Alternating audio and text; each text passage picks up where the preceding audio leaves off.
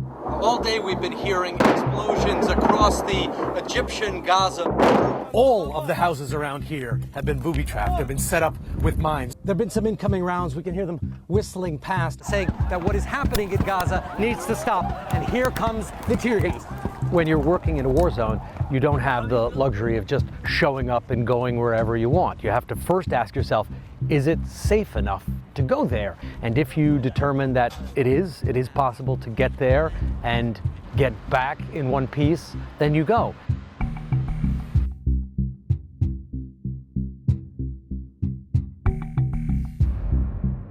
The great advantage to going to the frontline areas is that you talk to people who are directly involved. Where you go, you just see different people. It's not hearsay. You're not hearing what other people were told.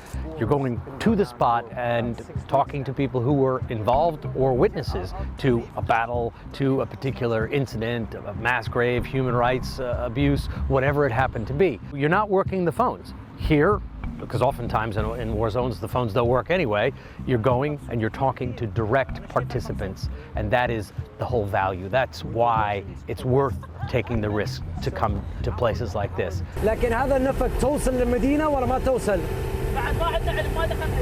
Whenever possible, don't go alone. Use local knowledge. Find a local fixer. Find local contacts. Get a guide who can help you on the roads, because often if there's a conflict or there's just been an attack, the roads are going to be disrupted. Traffic is going to be different if there's any traffic at all.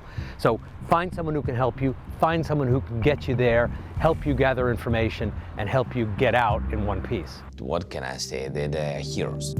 It's easy to figure out who to talk to first. Speak to the people who have the most first-hand information, witnesses, participants, people who were there. Otherwise, why bother coming to a frontline location, coming to a conflict zone? We're not working the phones here. You can do that without having to come to a place where the bombs are falling and where artillery is exploding. You're here so you can see what has immediately happened, what is happening, and who was in your house at the time. You talk to people who were directly involved, whether they're soldiers or witnesses or victims of a war crime, and you hear their stories in the place where the incidents took place. Terribly tragic that they're missing out on their lives, they're missing out on their childhoods. They can't go upstairs, they obviously can't go to school. This is as good as it gets. To maintain sources, you have to earn their respect. You have to show them that you not just care about them and their story, but know something about it.